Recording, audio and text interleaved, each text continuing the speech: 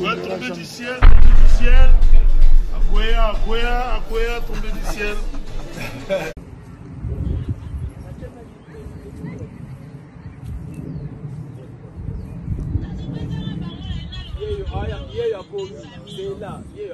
Caméra na cima, mbala.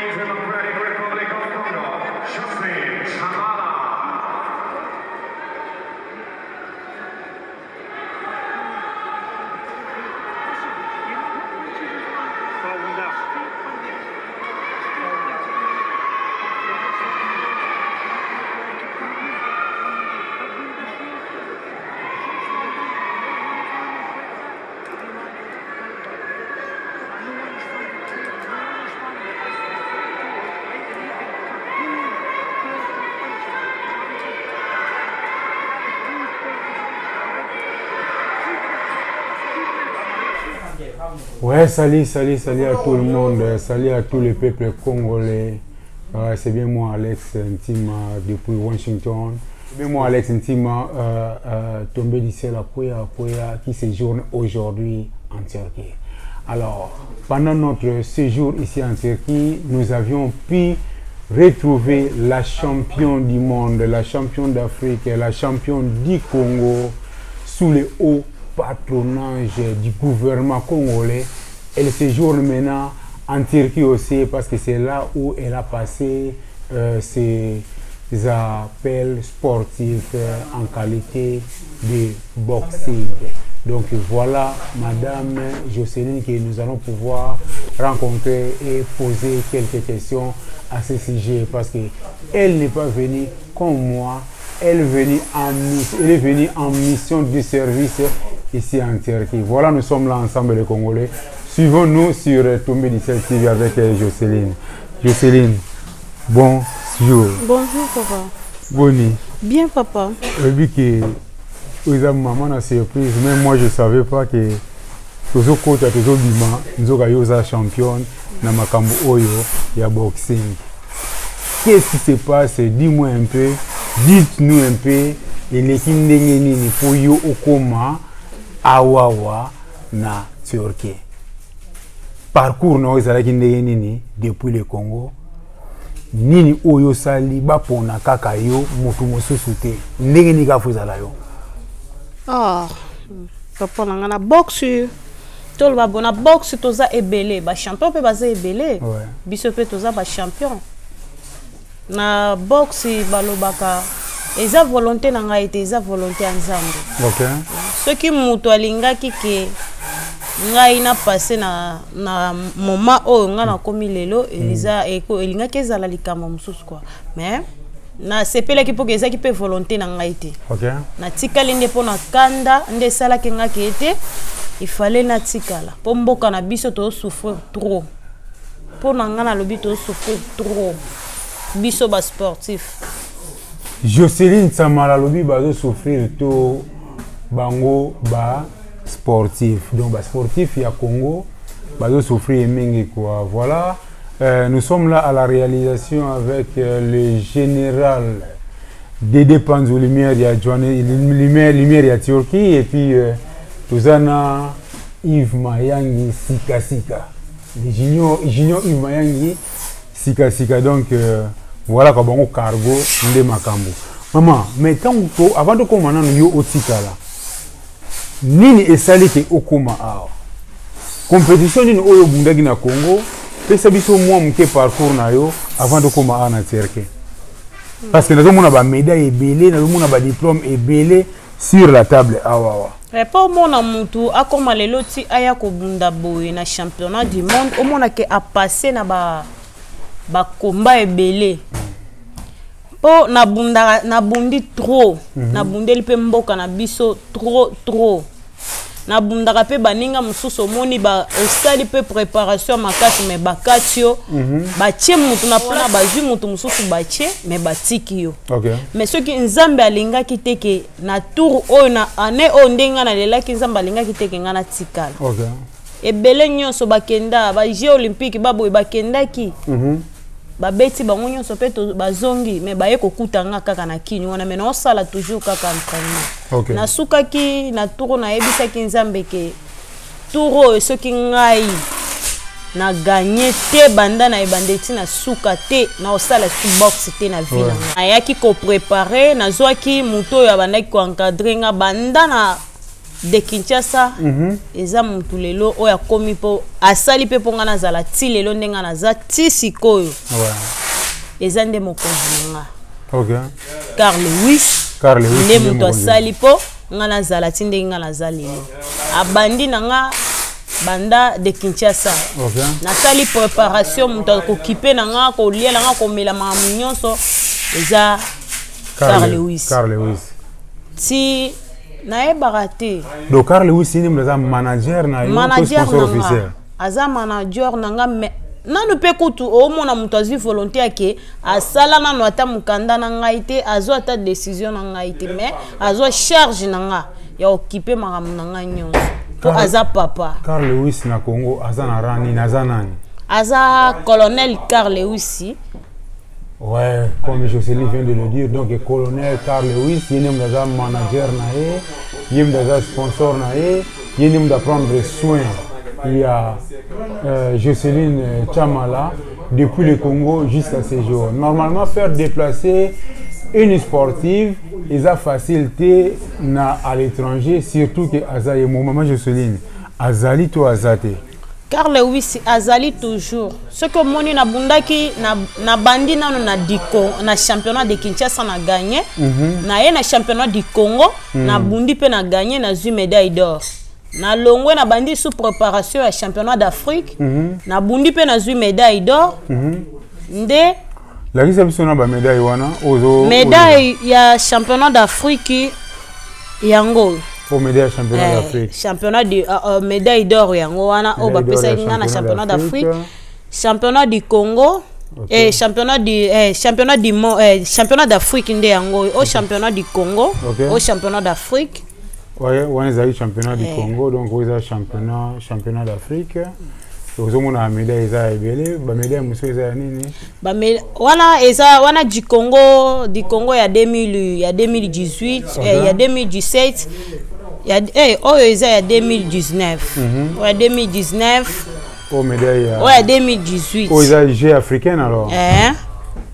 Jeux africains. Ouais, 2018. Oh, 2018. Oh, 2026. 2026. Où tu as gagné si quoi? On a gagné si quoi? Bango moko ba bloqué. Mais où est la compétition à Ottawa alors où est au Canada? Vous allez où na? Na Canada. Na Canada. Donc voilà quoi. Donc Jocelyne a tamboli mingi na compétition sportive oyoyo. Abundi mingi a boxé ba belé pour akoma na chemin oyoyo. Mais chose étonnante, tu komi awawa na kati ya Turquie na Istanbul, mais demoni deux médailles. Oh eza na ngambo ya Brazza, oyo tundango ya Cameroun. OK, au compétition à Brazzaville. Et puis oyo compétition ya Cameroun. Bon, ni ne sali ke au bondi compétition et seli ba pe sa ki bino ba frais d'émission te. Bapesaki eloko te papa soko moni tozwaki décision ponga nazwaki décision ke se bapesinga eloko atamako te na kotikala. OK. Po sangwe kendaki ndenge na bundaki eza première fois mona mwasi na mboka oya biso RDC abima champion du monde.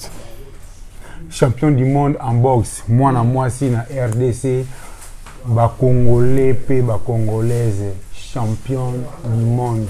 Jocelyne na kati ya Congo aza mutu o tokobetela maboko parce que amemi honneur ya drapeau ya Congo jusque là azo soulever toujours drapeau ya Congo likolo mais est-ce que bakonzi ya mboka na biso bazomona makambo boyete? Qu'est-ce qui s'est passé pour Jocelyne a se retrouver abandonné babimisi na hôtel awa na Turquie? Donc à la minute oyoyo gouvernement congolais nini obino boko sala est-ce que vous avez un contact na ambassadeur ya Congo awa na Turquie? Eloko te papa na okende okutana na ndeni po déjà na sina silika kina nyoko na préparation mutu asali kutu ponga ina ya nanu na mboka o eza kaka ye moko car le wisi po soki car le wisi wala papa wana so papa wana kutu soki azala kite ko wana ebite soki ngape na lingaki kutu na zala pena ya kobunda te po ingaki kaka eponami po to ebi na sport wa Congo eponami trop eponami elobami makasi.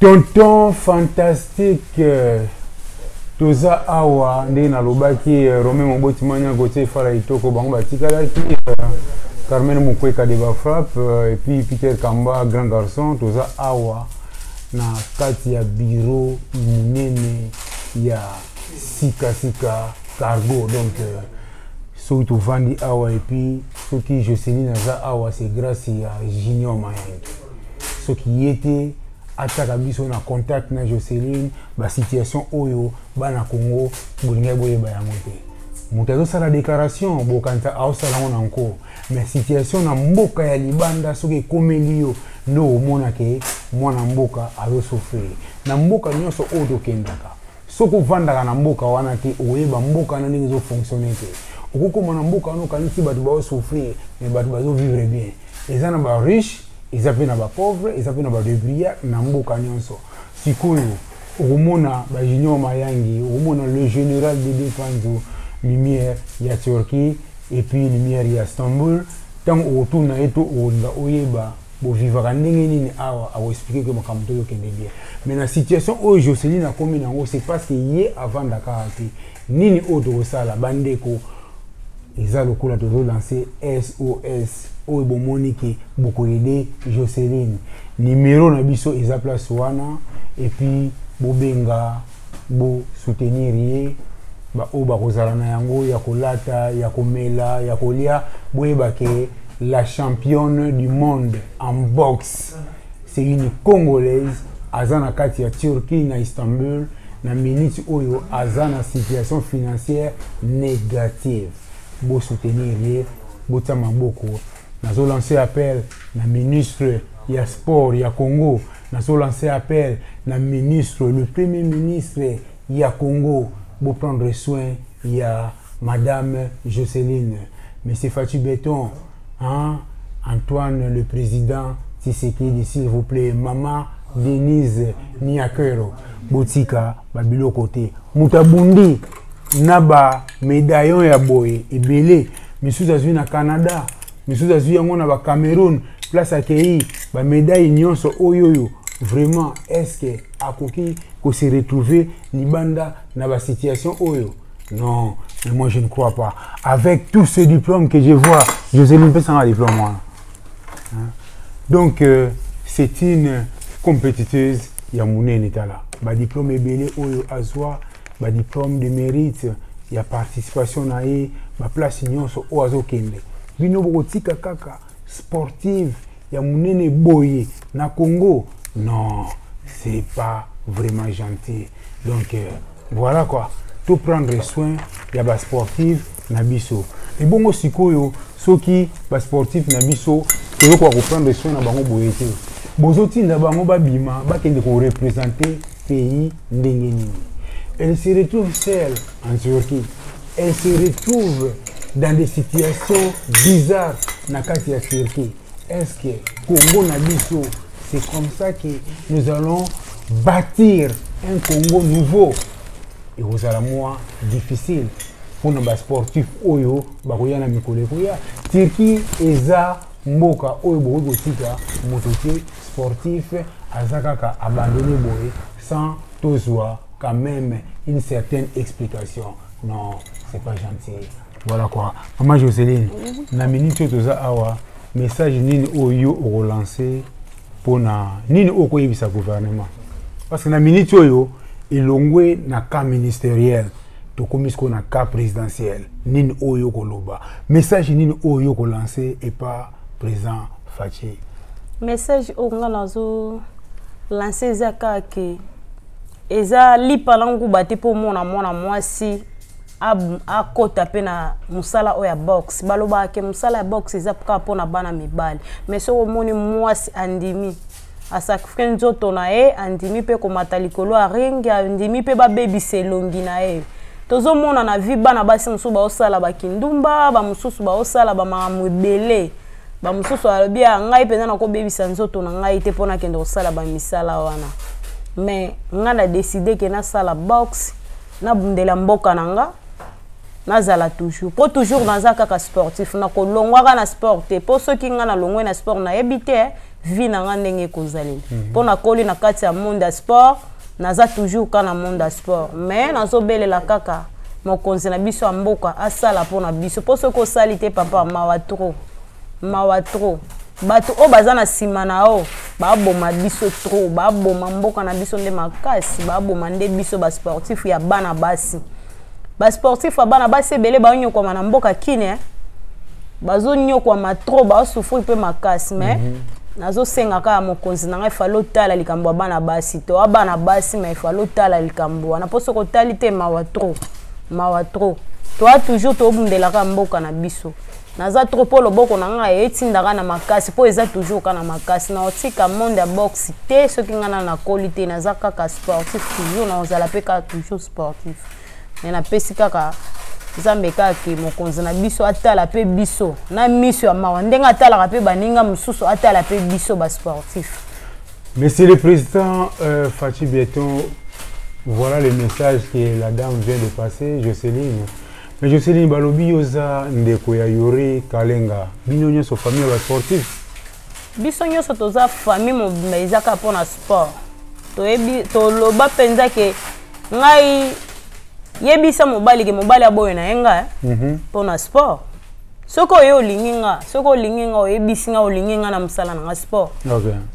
Soko lobi ke natika musala sport na omona lokolo finginga to bomelinga mama na nga to bomelinga papa na nga. Voilà. Po mama na nga ndimanga na sala sport, papa ndima pona sala sport. Bato nyoso babokolanga kana sport. Siko na oboya sport ndenge. Vraiment bato nyoso babokolanga na sport bana Congo eza mawa. Parce que ngaso na yoki mawa na asi bino bona ndako obolande biso parce qu'elle n'est pas la seule personne où ils ont réclamé Babio Baboé. Barikama kaka du jour au jour. Pourquoi les sportifs congolais, sur Babimba Kelibanda, Barikama kaka, salaire exacté, Bafuta Kabangote, mais frais d'émission où le gouvernement a débloqué chaque jour. Nani alia Kambongo wana, Ekendaka, Namaboko ya nani, IGF, comme on est à la sounani, IGF, nani, Alingeti, Papa Alingeti. Landela na no budget ya mbongo oyo bimaki pona ba sportif oyoyo comme ça toyeba elle ne peut pas souffrir comme ça voilà quoi elle ne peut pas souffrir comme ça je sais comme na suka ya émission na biso bambote no opesa ba banana ah bambote na ngala opesa bato ebele po songi na tangi bakombola bango ezala mulaito na opesa nanu papa na nga Carl Lewis muto asali po nga nazala toujours ndenga na zabo na pesi mbote bisika ya zali nzamba likolo abatela na pesi coach oya formé nga po ngai nazala na makasi na matalelo na mboka oyo na bima champion eza lofanga mufwa isala toujours nzamba batelo bisika nyonso zali président général luyoyo oza papa oyo botinga na pesi mbote bisiko zali nzamba likolo abatela o metala sima na yo batu banani bazali tala biso bana na yo toujours to bundela kaka mboka ozali papa oza papa na biso to otika te oza papa na biso na pesi yo mbote papa falo zala na pesi mama abotinga Angelique na pesi mama la nga mbote bisika vandi nzamba likolo abatela yo na papa wa botinga ntumba cobra vanda place yo zali nzamba likolo abatela yo. Merci beaucoup. Voilà, nous sommes arrivés à la fin de notre émission. Là, c'était Jocelyne, la sportive congolaise. Oyo lelo akimité mais basundoli yende na terre. Donc le gouvernement congolais et sundoli sportif monene nakati ya Turquie na Komboya Jocelyne. À la prochaine occasion, sur nos éditions, Bogozala, toujours branché, Bogozala toujours, restez toujours branché, et puis vous aurez toujours des informations à choisir. Voilà, ça c'était la fin de notre émission. Et na bossani papa, toujours, naloba Junior Mayangi, sika. Oya ebi, oya ebi ete avandi, sika. Aza toujours. Sika. Fallait botala na pesi mbote. Merci beaucoup. OK, bye. Ah bon. Bah ces jours on a tiré qui donc déjà tous ça a des dépenses. Tous ça a des dépenses le général et puis tous ça sous la Jimmy Favala. Bana mwana wengine sous la Jimmy Favala ndeni. Oui, bonjour Alex Tima, tombé d'ici à la Koya sans autorisation. Na bimeli yoga en face na bimeli bino mbala moko boye donc ils ont des le vraiment on est trop fiers de vous. Merci beaucoup. Oui, madame Alex Tima. On m'a dit là Dédé va te passer bien. Bon. Dédé sauté. Général Dédé Lumière à Turquie. Général Dédé Lumière à Turquie donc voilà. Ndeli ba séjour na bino mamto elegandeni na katsambo vraiment netika misima balobaka alhamdulillah donc petit à petit lozo fait sonner zo kinga malem na système ga tirkiwa message nous allons pour bana wenge en tout cas bana wenge to ozela ka morote na biso te bana o démarrer nango on est vraiment à l'aise to ozela morote soko pratiquer te vraiment sala judo te boxe te ni te vraiment ko meka ko oser te parce que au quoi un espace quoi voilà, Bambote no pesi pa wana. Bambote na mebele na pesi yango donc na toute la famille va voilà marqué c'est partout dans le monde parce que c'est moi Jimmy va voilà les réalisateurs Jivel Force. Donc na ligne bino trop. Ba dégâts chénienne, ba bisous à trop. Merci. Tombé du ciel. Akoya tombé du ciel. Merci beaucoup pour l'assistance Alex, merci. J'ai Sotomoni. Déjà que tu m'as yanga na maman on a parlé. Yo faut voir penza all. Sami. On en tout cas. Je vais peine moko ya muke susu. Voilà. Des baba pa ya kana ndaku on melisa bango wangu. Vraiment merci beaucoup la geste. Derrière, prise la classe na ndenge pe aboye. On a parlé ko banda ko bengana et qu'on a parlé même temps à. Ouais.